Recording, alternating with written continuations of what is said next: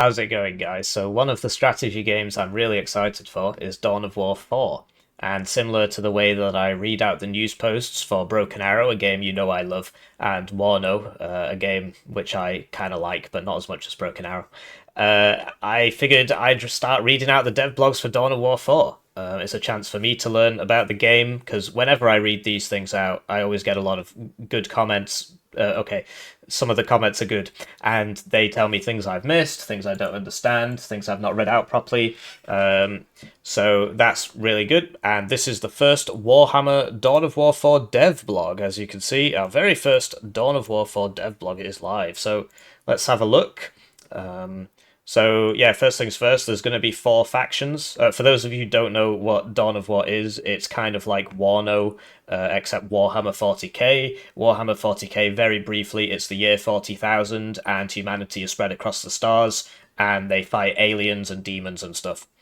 So the races are the Space Marines, so they're guys who get jacked up like the Spartans from Halo. So they do loads of steroids and then they're bigger. The Adeptus Mechanicus, who are engineers, so that's just me basically, but they like stick metal in their brains and stuff, so they've got that whole Elon Musk uplink thing. Orcs, which are just the orcs off Lord of the Rings, and Necrons, which are like robots. I mean, that's all there is to it. There's more lore. Like they used to be humans, and they used to be other normal aliens, and then they became robots and all this. But that's the brief rundown for those of you who, obviously, if you're watching this and you haven't seen this channel before, chances are you already know all this in great detail. But for the people in my channel, you might not have known what that is. So a closer look at Dawn of War 4's Back to War in-engine trailer. Hi everyone, we recently lifted the lid on our Back to War in-engine trailer, giving you a closer look at the real meat of Warhammer 40k Dawn of War 4's gameplay. So it's Warhammer 40k Dawn of War 4, as opposed to Dawn of War 4. Every bit of it was running in-engine, with one eye on the kind of scale and spectacle that's so important to the series. So this is very important, because Dawn of War 1, which recently got remastered, and it's doing really well, it showed that there's a clear need for this sort of game. There's a clear demand for this sort of game. So I've played it. I really enjoyed it. 4,218 positive reviews, or English reviews, not all positive, right? But it's 81% positive. But then Dawn of War 2, they really scaled it down. So you just didn't have as many units. So this is Dawn of War 1. You get, basically, instead of controlling one unit, if it's a tank or whatever, this is like a troop transport, it is one unit. But if it's infantry, you control a squad, and you can reinforce that squad quite easily by just right-clicking on it, and then it'll drain your resources, right? Currently, this guy seems to have a lot of resources, but basically you control squads instead of individual men. Like in Warno, you control the squad, right? Except here, you can reinforce them. You don't need a supply truck. You just right-click on them, and then they get beamed in, which, okay, fair enough. But then in Dawn of War 2, the scale was much lower. You just had way fewer squads. You had like 3 or 4 squads instead of look how many are here, like 10 or 20. So that's a big thing that we saw in the Dawn of War trailer, Dawn of War 4 trailer, is that they seem to be getting the scale back up. So that's nice. If the trailer launched past you by, though, no problem, as well as sharing it right here in this post. We've also picked out some of our favourite highlights from the trailer, along with a little extra insight into the work that's going on behind the scenes. So let's watch the trailer. You can just skip this if you've already seen it.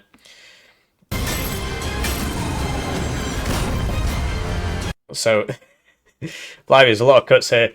So one of the big things about Dawn of War is that when the units fight each other in melee, they actually have synchronized animations, which the competitive sweat guys really don't like, because if you're doing a killing animation, which doesn't always proc, it means your guys are shooting somebody else. So the sweats don't like that, but for everybody else, it's great. And so you see the Special Marines going in on the orcs. And then you've got transports of some description, right? Tanks and stuff. Obviously, so Dawn of War 2 was based in Kronos, or Cronus. Dawn of War 1 Dark Crusade was Cronus. And basically it's a planet where everybody fights each other. That's all you need to know, really. So, yeah, you can get, I believe this is a knight, not a titan. I might be wrong on that. And you can tell that they're in squads, right? So it's in-engine footage, so you can sort of see the squad delineations here. So there's like 3 or 4 squads there. I believe this isn't a proper Titan. And then you've got the Orc jetpack guys. I can't remember what they're called, like Jump Boys or something. They're in Dawn of War 1 as well, and they can actually like blast into you by using their jetpacks, which is pretty cool. And some sort of Orc mech there. And there you go, synchronized kill animations. Whose banner will rise? Okay. So these are some of the environments, which, okay, they look nice. You can... So Special Marines could do this in Dawn of War 1 as well. You just you pick a point on the map and you can shoot guys into it out of these the orbital drop troopers off Halo. Today the enemy shall know fear. And there's the squads. So we've got the mini-map. You can see... So it's very, very similar to Dawn of War 1, where you have 2 resources. You have the blue one and the green one, except this one's now yellow. I can't remember, it was power and requisition. So this must be power and this must be requisition. And basically you get power by building generators. Or, if you look in the mini-map, you can see these lightning symbols. You can build special generators on those, which will give you loads of power. And you get requisition by capturing strategic points. Or at least you did in Dawn of War 1. And I don't... Like, the only ones I see are these 2. So I'm not sure how that works here. If maybe they're just not on the minimap or what. Because, yeah, there's only a few strategic points. Critical locations is the other one. And then this is your pop cap, basically. And they've gone for like more of like the Total War aesthetic. So here you can control all your units from the bottom, which is really good, actually. And it also gives us an indication of the scale. So that's 3, 6, 9, 12, 15, 16 units there, I think. 4, 8, 12, 16. Yeah, so that's really cool. And then we've got some additional... So that looks like a bomber of some description. So you can call in like airstrikes and stuff. But it looks like you need a certain amount of... mana to do that. I'm not sure what these are. Build some stuff, maybe. So you see the squads. You get vehicles as well. Same everything else, so that now we're on the other side of the screen, or they've rotated it or something. Capturing power source. Okay, so yeah, you capture the power sources. You can drop your bases from space if you're the Special Marines. And then you see... I mean, sorry I keep interrupting it, but that's sort of the whole point, isn't it? So you can see all the different squads, and I don't know if this will be representative of how big the scale actually is in-game, but given the reception they've received in regards to the scale, everybody's very happy with the scale. So I think, hopefully, they maintain that. And you see you can place turrets, you can get, I can't remember what this is called, if it's a Dreadnought or a Terminator, I always get them mixed up. And you see the different Orc units, so you get like little... What the hell those are? I don't know if they're guys with guns or if they're little kind of squidgy things. But yeah, the small orcs, big orcs, mech orcs, right? Orcs are my favourite faction, even though I'm a chemical engineer. So I mean, let's just watch it.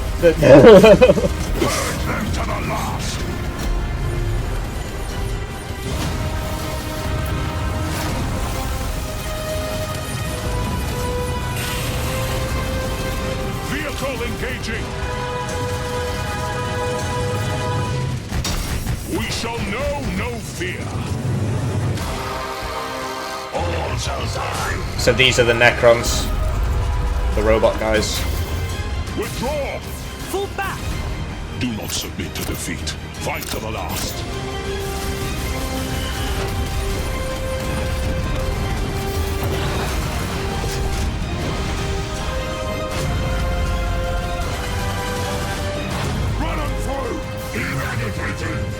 Lock shields! For the Emperor!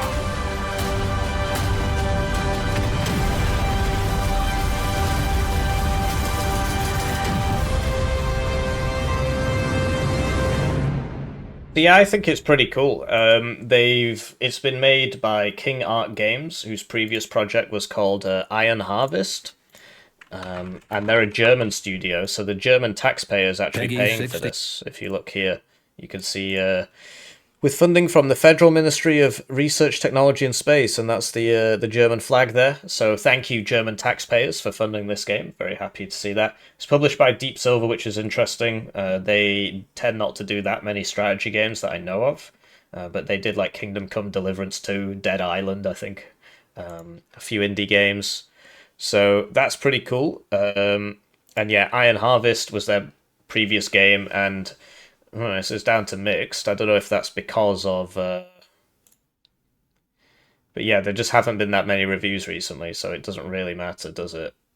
I don't know if they'll be referencing Warhammer 4 or whatever. Dawn of War, Warhammer, Dawn of Warhammer. Okay. Well, they're not even in English. Apparently it's garbage. But, I mean, generally it's a well-received game, and you can see the similarities in that, okay, well, these are kind of like bull shots or whatever, but if you actually look at the gameplay, it is kind of similar. Okay, so this is like some strategic map, but look, so yeah, it's kind of similar in that you've got squads, you order the squads around, they come up at the bottom here, you've got the mini-map, you've got 2 resources and population. It's very similar. So that's pretty cool. So yeah, back to it. So in the trailer, I mean, we're not going to go through it frame by frame because, you know, there's a lot of things I don't understand still about Warhammer 40k, so I couldn't tell you exactly what pattern of armor this is or whatever. But you can see that units are hiding behind cover to give themselves a cover bonus, so that's in previous, well, at least that's what it looks like. So that's in the previous Dawn of War games. You can see the build menu down here. And you've got, you know, Barracks, Sanctum, Armory, Strategium, Thunderhawk Relay, so that can, like, call in airstrikes, I guess. Hammerfall Bunker, which I think calls in the big beam. You could place turrets and so on. You saw the 4 factions, right? You saw the Necrons, the Orcs, the Engineers, the Adeptus Mechanicus. So, yeah, we've got... Wait, hang on, were they shooting at the... Unleash the fury of the machine! So they're all shooting the orcs, right? Okay, I was just thinking that they're shooting each other. Presumably, if you go into a game, you can shoot people. But yeah, the fact that you can do the jetpack thing, that's very cool. It looks really nice. I think the graphics are really good. You get vehicles. We shall know no fear. All shall die. Yeah, I think it looks really good. Obviously, the developers are going through it as well. So in Dawn of War 1, each of the races work in quite a different way. And the way the orcs work is that, and this is to do with the lore as well, if there's only a few of them, they're kind of stupid. They have this kind of hive mind thing going on. But if there's loads of them, they get smarter and then they can get better units. And that's how it works in Dawn of Warhammer 1. You have this Warg meter, and that's what they say when they go into battle. They say Warg, or whatever. Anyway, the more units you have alive in Dawn of Warhammer 1, the higher your Warg meter and the better units you can buy. But if you lose loads of guys, you become stupid again and you can't buy the high-end stuff anymore. So what that ends up being in 1v1, basically, if you get wiped, you just lose. So, but if you can keep people going, then you just become unstoppable. So yeah, that's pretty interesting. You can see the Warg meter there. And yeah, these are jetpack Space Marines. Do the same thing. Those are the Necrons, the robot guys.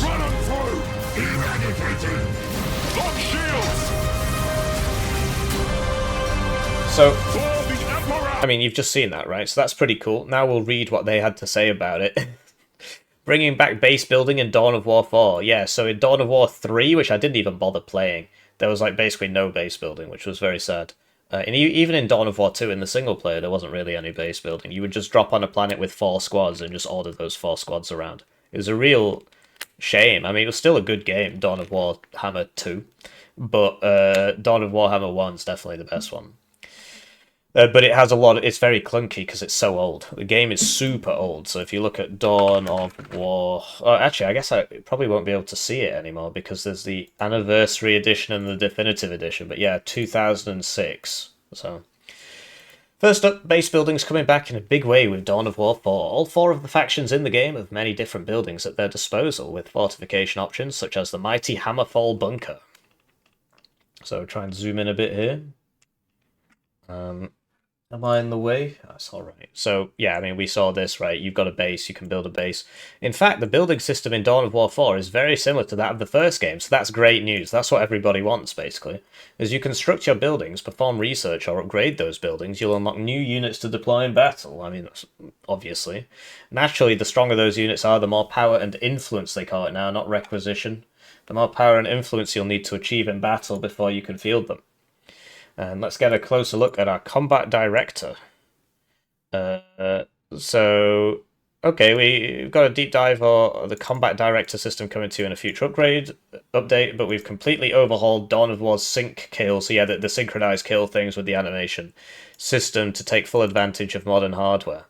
So I think it looks cool. I mean, some people say, oh, the synchronization's a bit off. I don't really care. Rather than animating just a select few final combat moves, like in the earlier games, our new combat director applies the sync kill system to every unit, everywhere, at every stage in the battle. Okay, I mean, we'll see if that works properly. It'll look very cool. Otherwise, it'll be buggy as hell. The combat director is constantly asking questions of the battlefield and providing answers in the form of custom animations for each individual engagement. So if you're wondering what might happen if a Redemptor Dreadnought were to go toe-to-toe with a Death Dread, which I can always assume is this. The Orcs all have stupid names for things because they're basically just Northerners. So Orcs are my favourite faction because they're me, basically. Your answer's right here. Using the right tool for the right job, you can equip many of the units in Dawn of War 4 with different weapons or upgrades to suit the situation in front of you. For example, you may choose to replace a Space Marine Intercessor bolt rifle with an auto, or a Stalker bolt rifle instead, or add an auxiliary grenade launcher.